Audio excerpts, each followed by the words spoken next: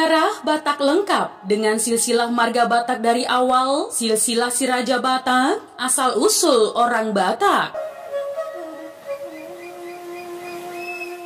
Pada zaman dahulu kala, mempercayai adanya penciptaan langit, bumi, dan segala isinya. Penciptaan tersebut tentu adalah sebuah karya, yang dimana masyarakat bangsa Batak mempercayai bahwa Debata Mula Jadi Nabolon sang pencipta tersebut.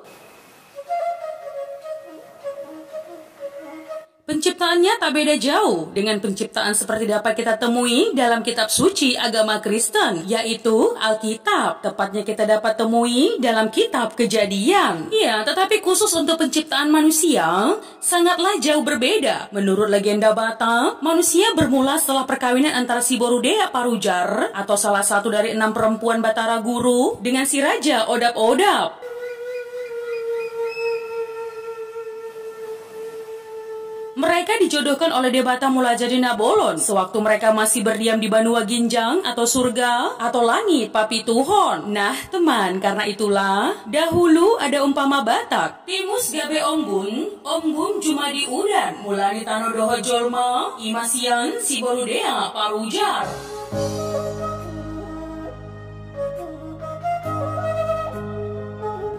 Dalam kepercayaan Batak, langit terdiri dari 7 lapis, yaitu langit pertama adalah tempat hukuman, roh orang yang semasa hidupnya selalu melakukan hal-hal yang terbalik dari aturan, atau suhar pambaenan. Langit kedua adalah tempat hukuman roh orang yang semasa hidupnya selalu mencuri, merampok.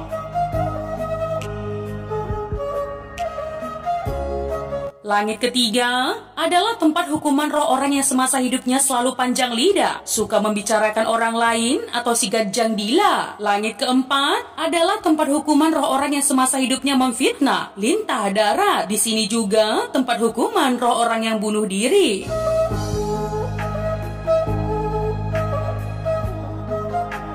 Langit kelima adalah tempat roh orang yang semasa hidupnya suka menolong orang yang tidak punya atau dermawan. Langit keenam adalah tempat pertimbangan atau putusan Batara Guru terhadap manusia yang akan lahir. Menurut leluhur Batak teman, manusia yang mau lahir ke dunia akan meminta dan bertanya lebih dahulu kepada Batara Guru bagaimana hidupnya nanti setelah lahir. Atau dalam bahasa Batak, dolok martimbang hatubuan ni hora-hora, debatana di ginjang suhat-suhat ni hita jolma.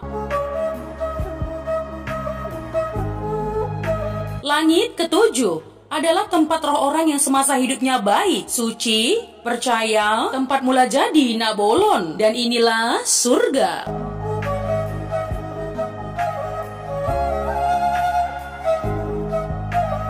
Lebih lanjut teman, setelah perkawinan si Borudea Parujar dengan Raja Odap-Odap, lahirlah anaknya kembar dampit atau Marporhas. Laki-laki dinamai Raja Ihat Manisia dan yang perempuan dinamai Boru Intam Manisia. Mereka bertempat tinggal di Cianjur mula-mula. Pada saat penghuni langit atau Banua Ginjang datang mengunjungi mereka, si Borudea Parujar dan Raja Odap-Odap ikut naik ke langit atau Banua Ginjang. Tetapi Debata Asi-Asi dan si Boru Naraja Ingot Paung tinggal bersama Raja Ihat Manisia dan si Boru Intam Manisia di Cianjur mula-mula. Setelah besar, Raja Ihat Manisia kawin, tetapi tidak jelas siapa dan dari mana istrinya. Apakah kembarannya atau anaknya si Boru Naraja Ingot Paung? Yang jelas mereka mempunyai anak 3 orang, yaitu Raja Miok-Miok, Patundal Nabegu, dan Aji Lampas-Lampas. Iya, karena perebutan harta dan selisih paham, ketiga bersaudara itu bertengkar. Akhirnya si Patundal Nabegu dan Aji Lampas-Lampas meninggalkan Cianjur mula-mula. Tidak diketahui kemana perginya. Itulah permulaan sejarah Batak yang merupakan keturunan dari Raja Ihat Manisia. Kalau Raja Ihat Manisia sebagai manusia pertama dalam sejarah dan legenda Batak, lantas bagaimana hubungannya dengan si Raja Batak? Menurut legenda, atau mungkin juga sejarah, antara Raja Ihat Manisia dengan si Raja Batak terdapat 5 generasi. Jelasnya, anak Raja Ihat Manisia seperti diterangkan pada bagian pertama ada 3 orang, yaitu Raja Miok-Miok, Patundal Nabegu, dan Aji Lampas-Lampas. Atau sebagian mengatakan Aji Lapas-Lapas.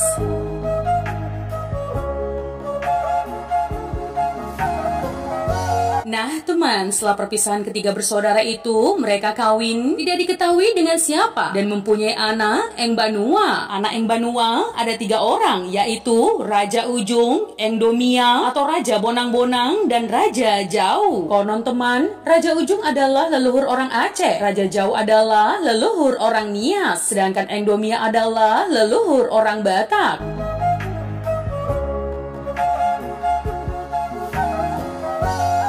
Artinya, menurut legenda ini, maka orang Aceh adalah saudara tua atau abang orang Batak, dan orang Nias adalah adik orang Batak. Tetapi ada juga pendapat bahwa leluhur orang Nias adalah Raja Isumbaon, anaknya si Raja Batak.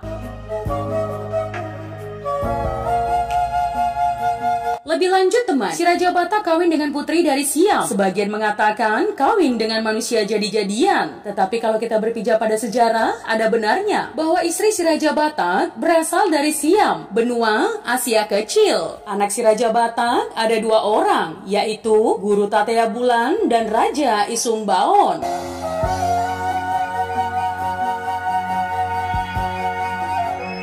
Guru Tatea Bulan sering juga disebut dengan Ilontungan alias si Manggarata alias Togadatu. Semasa remaja teman, Guru Tatea Bulan mendapat warisan benda-benda pusaka pemberian tulangnya dari Siam, yaitu berupa tombak siringgis, batu martaha, dan cincin yang cocok pada semua jari tangannya.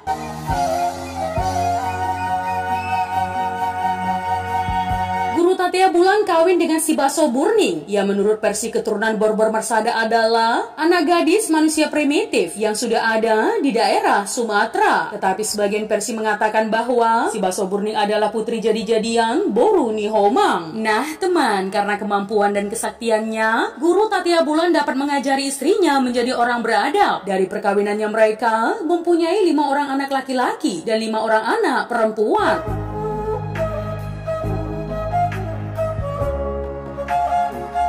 Mereka adalah Raja Biak-Biak atau Raja Miok-Miok, Tuan Saribu Raja atau Opu Tuan Raja Doli, Limbong Mulana, Sagala Raja, dan Silau Raja. Sedangkan putrinya adalah si Boru Biding Laut, diyakini Nyi Roro Kidul, si Boru Pareme, si Boru Anting Haumasan, si Boru Sinta atau Sanggul Haumasan, sedangkan seorang lagi yaitu Nantinjo. Konon adalah waria atau banci pertama dalam legenda dan sejarah Batak.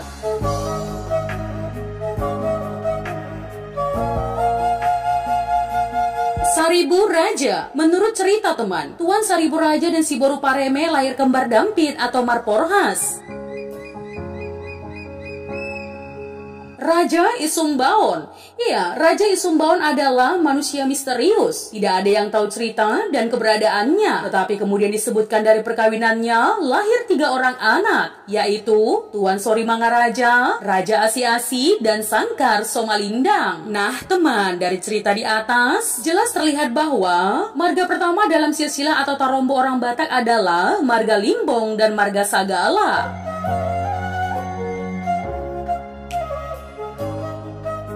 Pertanyaannya akan selalu muncul mengikuti logika. Raja Batak mempunyai 2 orang anak, tidak disebutkan mempunyai anak perempuan. Pertanyaan yang paling lumrah adalah, anak perempuan siapa yang menjadi istri mereka? Kalau memang manusia juga, berarti pada masa itu sudah ada manusia lain selain keluarga si Raja Batak. Ya, seperti disebutkan pada episode 2, istri Guru Tatea Bulan ada yang mengatakan dari kelompok orang primitif yang sudah ada di sekitar Danau Toba. Dan pendapat lain mengatakan keturunan makhluk jadi-jadian Boru Nihomang. Pertanyaan seperti itu juga muncul pada masa kekinian setelah orang Batak mengenal agama monoteis atau Kristen dan Islam. Pada zaman penciptaan manusia, Adam dan Hawa mempunyai anak, Kain, Habel, dan Set. Bisa kita lihat dalam kitab suci Kejadian 4 dan 5. Lantas siapa dan anak siapa istri Kain dan Set? Oke teman, hal itu mungkin tidak perlu diperdebatkan ya. Ya, karena sudah menyangkut masalah keimanan seseorang. Lebih lanjut teman, Guru Tatia Bulan dan Raja Isumbawan setelah berkeluarga meminta hak kepada ayahandanya si Raja Batak. Tetapi pada masa itu belum banyak harta benda yang bisa diserahkan si Raja Batak kepada kedua anaknya. Dan memang juga bukan harta benda yang mereka minta, tetapi sangap dan kesaktian. Berikanlah kepada kami yang belum pernah kami lihat dan yang belum pernah kami ketahui. Kira-kira teman, demikianlah permintaan Guru Tatia Bulan dan Raja Isumbawan.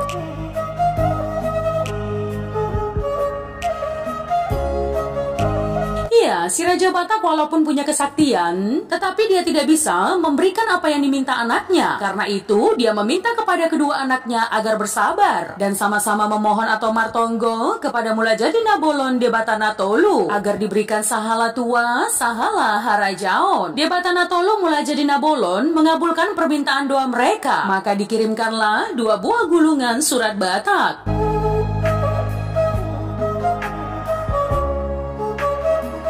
Pada gulungan pertama, tulisan Arang Tombaga Agong yang menjadi bagian Guru Tatia Bulan berisi tentang ilmu perdukunan atau pengobatan, kesaktian, seni pahat, kekuatan, juga ilmu bela diri atau parmonsahan dan ilmu menghilang atau pangaliluon. Pada gulungan kedua, surat Tombaga Holing berisi tentang ilmu pemerintahan, hukum, bercocok tanam dan dagang. Atau tentang surat Batak ini sedikit ada kontroversi. Apakah memang sudah ada pada saat si Raja Batak atau beberapa generasi berikutnya? Dan apakah diturunkan oleh Debatana Tolu Mulajadi Nabolon kepada si Raja Batak atau diciptakan oleh manusia? Hal ini masih menjadi simpang siur ya teman.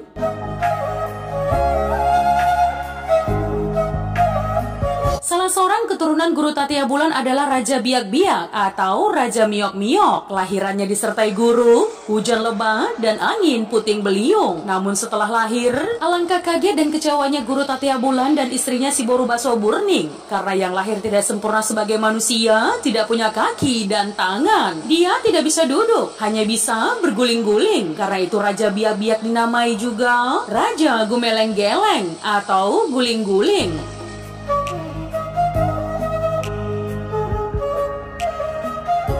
Nah teman, pada suatu waktu Mulajadi Nabolon Debatana Tolu turun ke bumi Cianjur mula-mula dan mencobai iman atau haporsean Guru Tatia Bulan. Mulajadi Nabolon meminta agar Guru Tatia Bulan menyerahkan anaknya Saribu Raja untuk dipotong dan dipersembahkan. Guru Tatia Bulan mengatakan, datangnya dari Tuhan. Kalau Mulajadi Nabolon meminta, saya tidak berhak untuk menolaknya.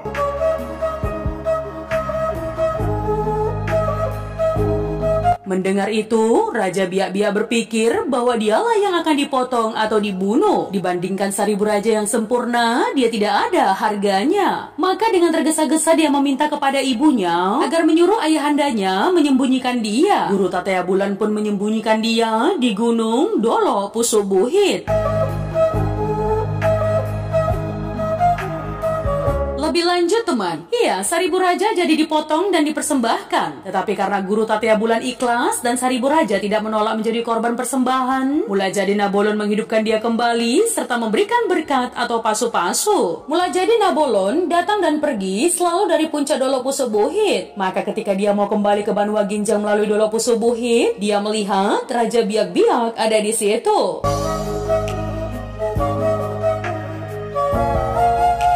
Raja Biak-Biak memohon kepada Mulajadi Nabolon agar disempurnakan. Mulajadi Nabolon pun mengabulkan permohonan Raja Biak-Biak. Diberi tangan, kaki, bahkan diberi sayap, ekor, dan mulutnya seperti, maaf, moncong babi. Pada saat itu, Mulajadi Nabolon berkata, walau bentuk tubuhmu tidak sempurna seperti manusia biasa, tetapi kamu punya keistimewaan. Tidak akan pernah tua, tidak akan mati, dan kamu akan menjadi perantara manusia yang akan memberikan persembahan kepada aku.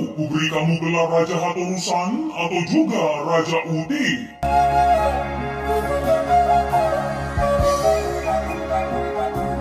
Iya, dengan kemampuan Raja Biak-Biak, Raja Miok-Miok, Raja Gumeleng-Geleng, Raja Hatorusan, Raja Uti dapat pergi kemanapun sesuka hatinya. Namun pada awalnya dia pulang ke Cianjur mula-mula, kemudian ke Aceh, dan ke bagian selatan Tapanuli atau Barus.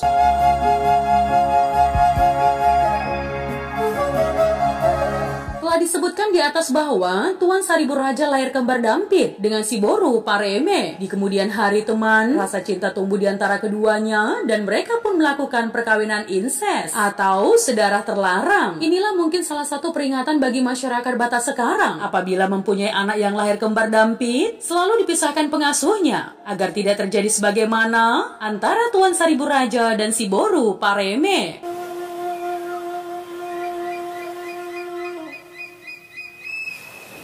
Dari perkawinan antara Tuan Saribu Raja dengan si Boru Pareme, lahirlah seorang anak laki-laki yang kemudian diberi nama si Raja Lontung. Ya, si Raja Lontung lahir di tengah hutan rimba yang belum pernah didatangi manusia karena si Boru Pareme dibuang oleh saudaranya. Ya, karena malu dengan perbuatannya. Tetapi ada juga yang berpendapat bahwa si Raja Lontung adalah keturunan si Boru Pareme dengan Babiat si Telpang yang selalu datang membawa makanan kepada si Boru Pareme karena si Boru Pareme menolong mengambilkan tulang yang tersangkut di mulut harimau itu.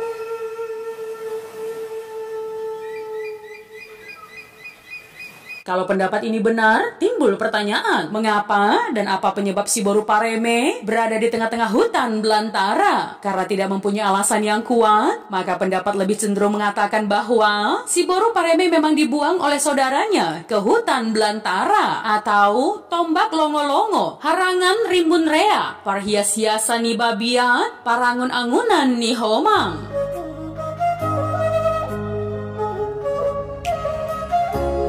Karena telah diketahui saudara-saudaranya telah melakukan perbuatan terlarang dan di hutan bertemu dengan Babiat si Telpang seekor harimau, di mana ketika itu si Boru Pareme menolong harimau mengambilkan tulang yang tersangkut di mulut harimau itu. Dan mulai saat itu, Babiat si Telpang turut dalam menjaga si Boru Pareme hingga lahirnya si Raja Lontung sampai besar. Sedangkan si Saribu Raja menurut cerita, pergi setelah adik bungsunya Lau Raja memberitahukan kepada abangnya Saribu Raja kalau abangnya Limbo Mulana dan Sagala Raja berniat membunuhnya karena telah melakukan hal yang tidak pantas.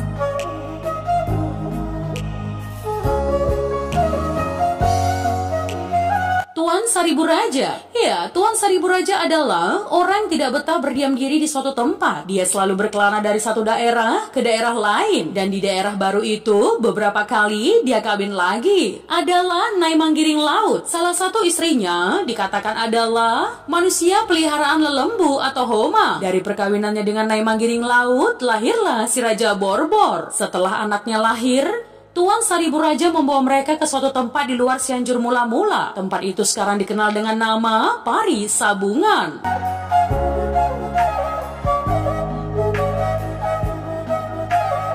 Sampai saat ini masih ada kontroversi di antara keturunan Tuan Saribu Raja. Siapa yang lebih dahulu lahir antara si Raja Lontung dan si Raja Borbor? Kalau dalam sejarah dan Tarombo Borbor Marsada, yang lebih duluan lahir adalah si Raja Borbor, yang otomatis menjadi Siabangan atau Sihaan. Konon nih teman ya, menurut cerita, sewaktu Nyai Manggiring Laut mengandung, si Boru Pareme datang menggoda saudaranya Tuan Saribu Raja, dan terjadilah hubungan terlarang.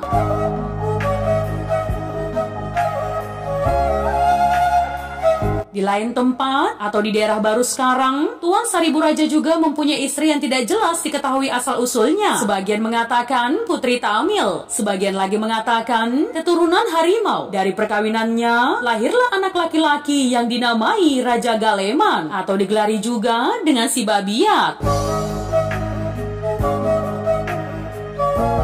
Nah teman, dari cerita di atas, jelaslah bahwa keturunan Tuan Saribu Raja ada 3 orang, yaitu Lontung, Borbor, dan si Babiat. Dari ketiga orang tersebut, kemudian hari berkembang marga-marga, yang sekarang kita kenal dengan kumpulan marga, Nyai Marata, Borbor Marsada, dan Lontung Marsada.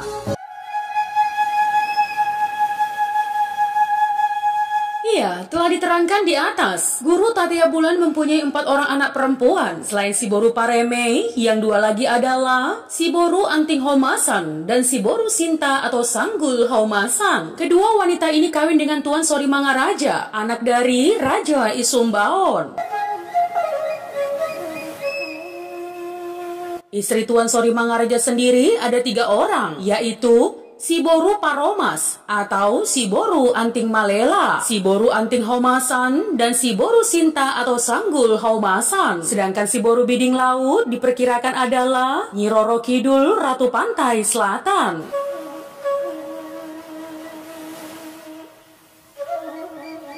Nah teman, pada masa itu, keturunan si Raja Bata terbagi atas 2 kelompok. Keturunan Guru Tatea Bulan disebut dengan Ilontungan, sedangkan keturunan dari Raja Isumbaon disebut Sumba. Di kemudian hari, dari 2 kelompok tadi berkembang menjadi 5 kelompok yang menjadi induk marga-marga Batak yang ada sekarang. Dengan catatan bahwa keturunan dari Raja Asi-Asi, Sangkar Somalindang, Toga Laut, dan keturunan Saribu Raja dari istri ketiga itu Raja Galeman atau si Babiat belum termasuk. Iya, karena keturunan mereka tidak jelas keberadaannya dan patut diduga ada di daerah Asahan, Langkat, Karo, Deli Serdang, Binjai, dan di Aceh atau Tapatuan, Takengon, dan Kutacane.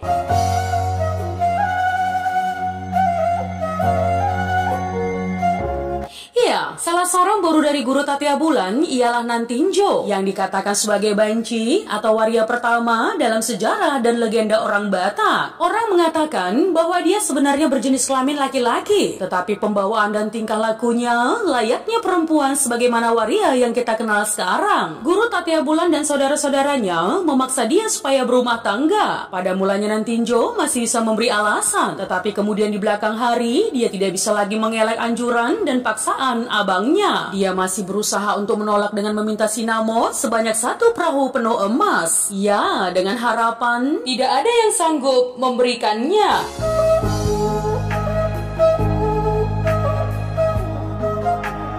Ternyata dia keliru teman. Ada 1 orang yang datang melamar dia dengan sinamo sebanyak yang dia minta. Nantinjo tidak bisa mengelak. Dia pun dibawa oleh suaminya menyeberangi danau ke tempat mertuanya. Di perjalanan, Nantinjo berpikir bahwa sesampainya di tempat mertuanya, dunia akan geger apabila masyarakat mengetahui cacatnya.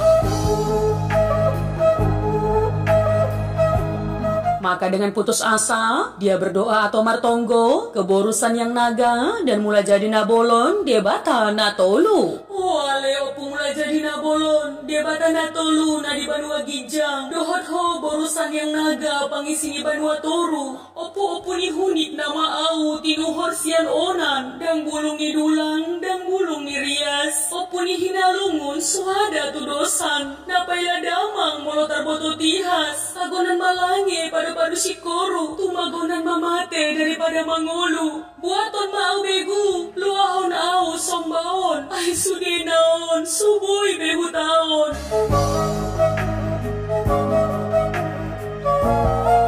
Setelah berkata demikian, Nantinjo melompat ke tengah danau dan tenggelam. Nah teman, pada saat berangkat dari Cianjur mula-mula, dia dibekali dengan alat tenunnya yang selalu dia pakai semasa gadisnya bersama buluhot atau pangunggasan yang terbuat dari bambu. Setelah Nantinjo tenggelam, semua peralatan itu mengapung sehingga orang yang menemukan mayat Nantinjo juga menemukan semua peralatan tenun tersebut dan membawanya ke darat.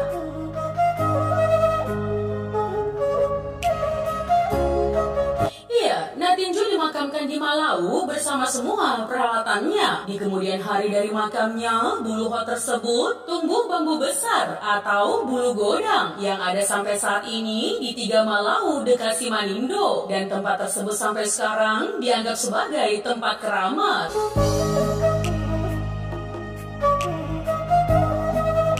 Diterangkan di atas bahwa putra Raja Isumbaon ada 3 orang, Tuan Solimangaraja, Raja Asi-Asi, dan Sangkar Somalindang. Tuan Solimangaraja mempunyai 3 orang istri. 2 orang diantaranya adalah putri Guru Tatea Bulan, yaitu si Boru Anting Homasan dan si Boru Sinta atau Sanggul Homasan. Kalau zaman kekinian tentunya itu terlarang ya teman, karena dia mengambil istri dari putri bapak tuanya. Tetapi pada masa itu, karena memang penduduk di sekitar Danau Toba masih sangat jarang, hal tersebut adalah lumrah ya.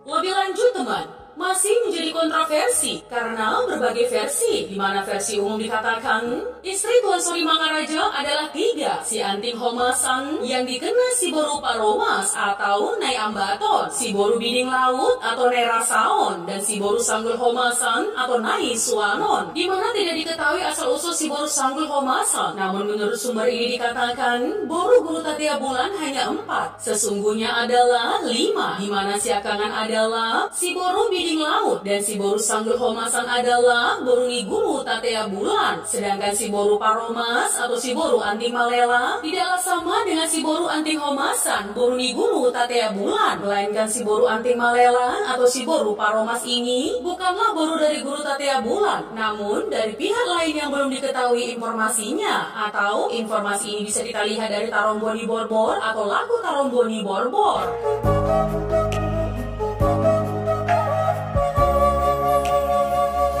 Dari istri pertama Tuan Sori Mangaraja, dia mempunyai anak yang dinamai Tuan Sorba Dijulu atau Nai Ambaton. Dan dari istri kedua juga seorang Tuan Sorba Dijae atau Nai Rasaon. Dari istri ketiga Tuan Sori Mangaraja mempunyai anak dan diberi nama Tuan Sorba Dibanua atau Nai Suanot. Ketiga istrinya dengan panggilan nama anaknya lebih terkenal daripada Tuan Sori Mangaraja sendiri. Hal ini terjadi karena Tuan Sori Mangaraja adalah orang yang tidak betah berdiam diri.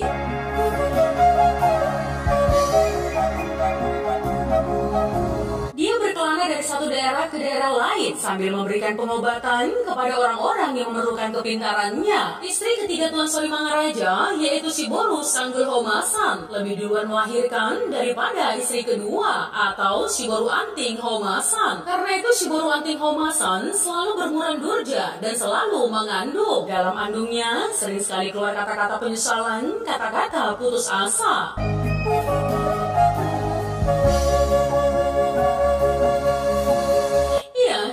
Masa itu seorang wanita yang sudah kawin belum dianggap sebagai perempuan apabila belum melahirkan keturunan untuk menyambung tali kehidupan. Kendati sudah lama kawin, Mulajadi Nabolon de Batanatolu belum memberikan si Boru Anting Homasan keturunan untuk membuktikan dia sebagai perempuan yang sempurna. Demikianlah si Boru Anting Homasan. Setiap hari sebelum matahari terbit, dia sudah pergi ke pinggir danau. Siang hari bernaung di bawah pohon besar atau beringin nabardangka tu langit. Di malam hari selalu menyendiri, songon tandiang nahapuloan. Tidak pernah terlihat ceria di wajah si Boru Anting Homasan.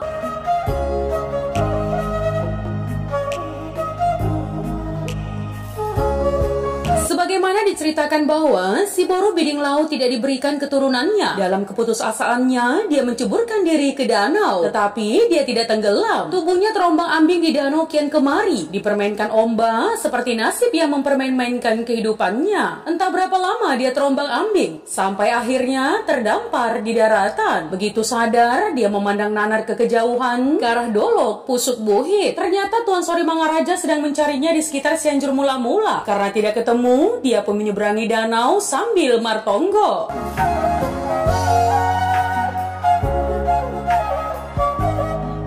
Ya, agar Mulajadi Nabolon menyelamatkan Pasinondukna si Boru Anting Homasan. Doanya terkabul, teman. Di seberang danau, dia menemukan si Boru Anting Homasan dalam kebingungannya. Dia membawa istrinya ke arah Habinsaran. Di suatu tempat yang tanahnya subur, Tuan Sori Mangaraja mendirikan atau membuka pemukiman bagi mereka. Tetapi memang dasarnya Tuan Sori Mangaraja tidak pernah bisa berdiam diri. Dia pun meninggalkan perkampungan mereka, berkelana entah kemana.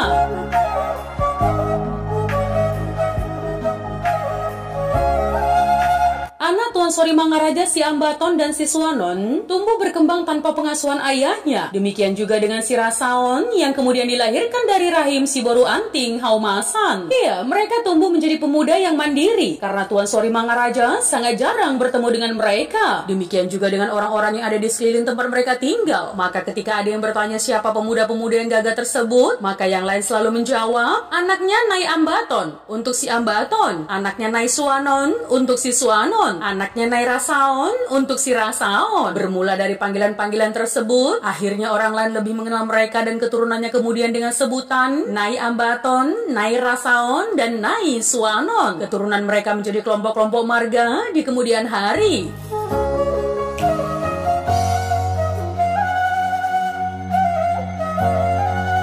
Dengan demikian teman, maka kelompok marga-marga Batak menjadi 5 induk, yaitu kelompok Lontung untuk keturunan si Raja Lontung, anak Saribu Raja, dan si Boru Pareme. Kelompok Borbor untuk keturunan Limbah Mulana, Sagala Raja, Silau Raja atau Malau Raja, dan si Raja Borbor, anak Saribu Raja dengan Nai Manggiring Laut. Sekarang ini sering disebut dengan Borbor Marsada.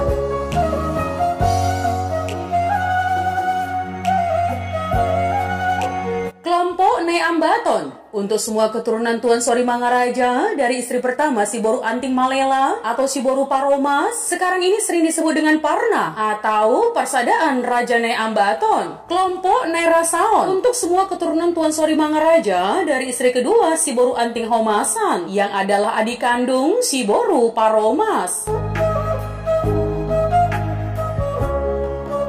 Kelompok Nyai Suanon untuk semua keturunan Tuan Sori Mangaraja dari istri ketiga si Boru Sinta atau Sanggul Haumasan. Dari 5 kelompok marga-marga tersebutlah penyebaran marga-marga yang kita kenal sekarang ini. Tetapi dengan pertanyaan, bagaimana dengan keturunan Raja Asi-Asi dan Sangkar Somalindang? Menurut cerita, kedua anak Raja Isumbawan tersebut pergi ke arah Dairi dan ke kaki Gunung Sibaya atau Karo. Dan dari keturunan mereka lah marga-marga yang ada sekarang di daerah itu. Nah teman, pada cerita berikut, tidak semua marga-marga akan diterangkan. Dan kebenaran dari cerita-cerita itu kembali kepada masing-masing marga. Ya, karena pada dasarnya, legenda adalah cerita rekaan atau khayalan yang bisa benar, bisa tidak. Tetapi paling tidak, cerita tersebut pernah beredar di tengah-tengah masyarakat.